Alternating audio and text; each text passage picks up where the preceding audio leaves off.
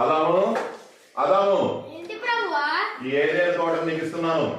ఈ ఏదైనా తోటలో ఉన్న చెట్లు, మొక్కలు, పక్షులు, జంతువులు అన్ని స్వాధీనంలో ఉంటాయి. అలాగే ప్రభువా.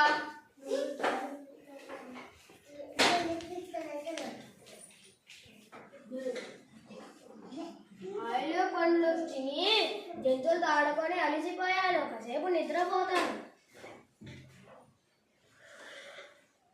అయ్యో, నరుడు ఒంటరిగా ఉంటున్నాడు. నరుడికి నారిని సృష్టిద్దాము.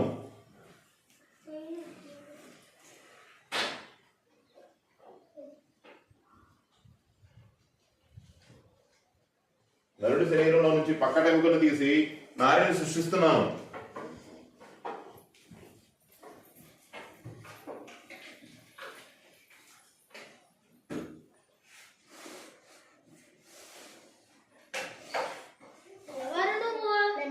సృష్టించాడు.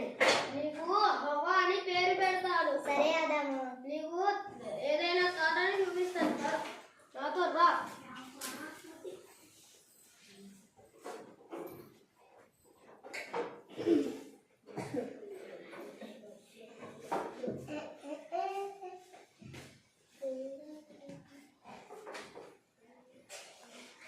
ఆదాము ఏం చేస్తున్నారు?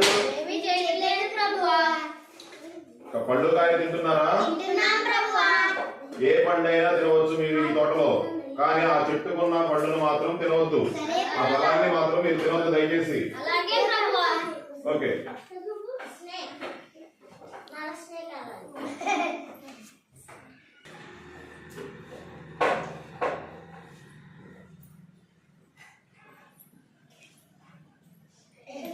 ఏంటి సర్పరాణి, ఎలా వచ్చావు? మిమ్మల్ని చూడటానికి వచ్చాను. అవునా సర్పరాణి? పండ్లేమైనా తిన్నారా? తెలియదు సర్పరాణి. ఆ పండు తింటే తెలివితేటలు వస్తాయి, తినండి. సరే సర్పరాణి.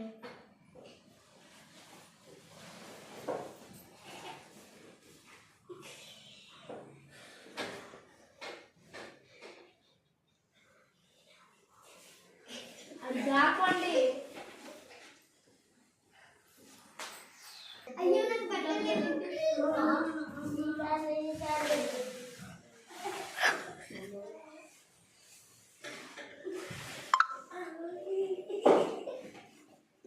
ఎక్కడా కనబడట్లేదు మీరు. అవా ఆదాము, ఏమైంది? నేను తినవద్దన్న పండు తిన్నారా? అయ్యో, ఎంత పని చేశారు మీరు. ఏ అవ్వా ఆదాము, ఎవరు తినమని చెప్పారు మీకు ఆ పండు? నేను తినవద్దని చెప్పారుగా. నీకెవరు చెప్పారు ఆదాము నేను తినవద్దని, నీకు తినమని? హవ్వ నీకెవరు చెప్పారు? సర్పరాణి చెప్పిందా? సర్పరాణి నిన్ను శపిస్తున్నాను. నువ్వు జీవితం అంతా పొట్టతో పాకుతావు, మట్టి తిని బతుకుతావు.